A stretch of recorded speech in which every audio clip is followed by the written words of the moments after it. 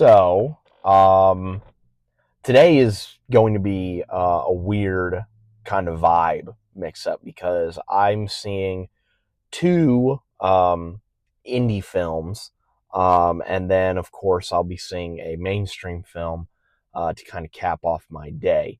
Um, so you could say, the mainstream film is, the the girl at the party, and then my two indie films are, the guys trying to you know, coax the money out of the mainstream film into their pockets.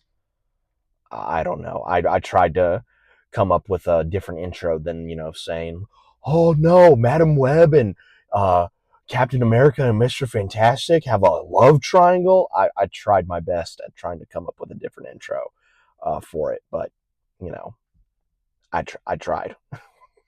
Hey guys, what's going on? It's Daniel Strung from QuickTime Reactions, and yeah, like I said, busy day for me watching movies. And the first one that I checked out was Materialists.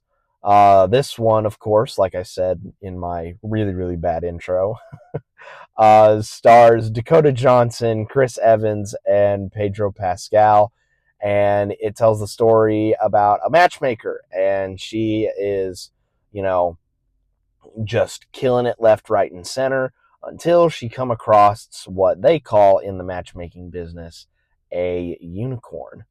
And this unicorn, Henry, tries to, woo her with the things that she's always wanted, money, lavishness, all this. But her old boyfriend, John, played by Chris Evans, wants to try and reconcile that relationship. So, who will win out in the end?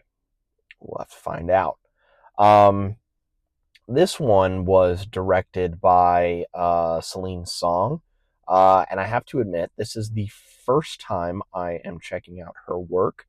Um, and just as an FYI, I have not IMDb'd any of her previous work. So if you guys want to drop down a comment and tell me what else she has done, that would be very much appreciated. But just from this film, I can definitely see that she has um, a lot of talent because the way that she shoots this is so good. Lots of long, unbroken takes where the actors are just in their environment. They're just talking. Like, for instance, one of the first ones is Dakota Johnson's character enters her workplace, and they're throwing a special party for her because she's got her ninth wedding uh, situated. And the camera just orbits around. It goes back. It shows the lady bringing out the cake, and then it turns back around to shoot Dakota Johnson when they're like, "Speech, speech, give a speech." Um, and that's absolutely amazing. Another one is when um, Pedro and Dakota are in a restaurant, and it does a slow, it's either a dolly push in or a slow zoom in with the camera. And I would say it was probably maybe a good 4 minute, maybe 5 minute long take of them just talking, and absolutely amazing direction. And also beautifully written as well. Like, this movie breaks down not only, the matchmaking world, but us as humans as well, because, we see love as, you know, as a single person. It's, this, thing that everyone wants to obtain. Everyone wants to, some, or maybe some people, I should say, want to, get married, have kids, have a family, and so on and so forth. But one of the lines that really rang a bell with me. It was like, you know, towards the end, Chris Evans and Dakota Johnson, they're talking, and they see a wedding happen in the distance, and it's like they break it down purely, transactionally, and look at all the negative things. It's like, oh, there you go. There's your daughter gone, and you're happy to begin with, but then you're going to start to argue, and then you're not going to argue in front of the kids, but then eventually you do argue in front of the kids, and then you know sooner or later that divorce happens, and you figure out who gets what, when do you get the kids, so on and so forth, and then you're done. And John asks the questions like, why would anyone want to get married? And Dakota Johnson's character says, because people are alone. And I also love the fact that this movie completely, it doesn't completely subvert the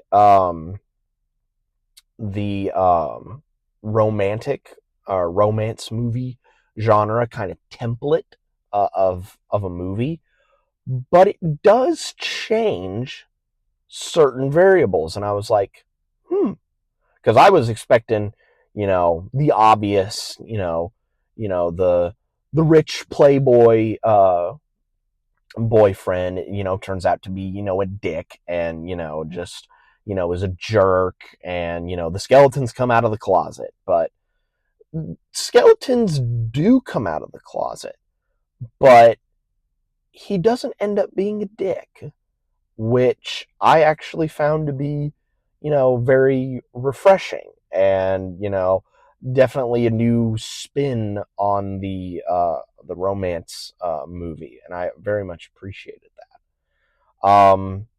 All three of the performances were really, really good.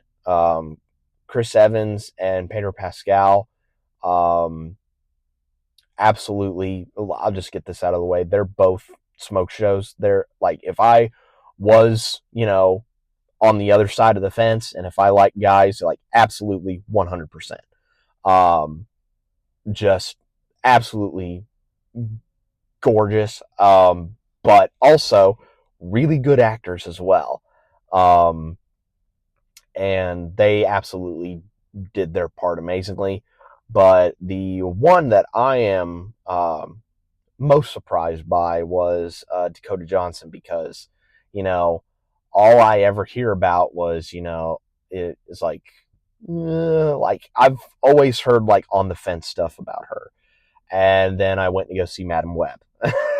So that was my first time, I think, seeing Dakota Johnson in a movie. And I don't necessarily, like, I find that performance of hers in Madam Web, like, I think the best out of that cast. But again, that's not saying a whole lot. But she was really good in this. I actually really, really liked it. Her personality really fit um, the character that she was playing in this movie. Just like, not necessarily saying like she is, cold and calculated and maybe even a bit pessimistic, but like her character was that, and she embodied that to a T. It was like really, really good. Yeah, this movie was really, really solid all around. Really good performances, really good direction, really well written, and like, really breaks down love into like, kind of, the cold and cynical way that, some people view love, but also in a more optimistic light as well. Um, yeah, this is just really, really good. If you guys have the chance to see it, I highly recommend that you do.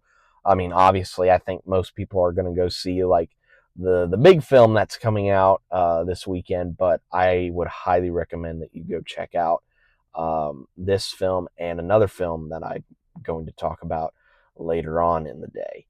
But yeah, that is it for my review of Materialists. Be safe out there, guys, and remember, if your boyfriend is offering you a $12 million apartment complex and you are currently stuck with your roommates just making a whole lot of noise and giving your life hell, you might want to take up that $12 million apartment. I'm just saying. And I will see you guys next time.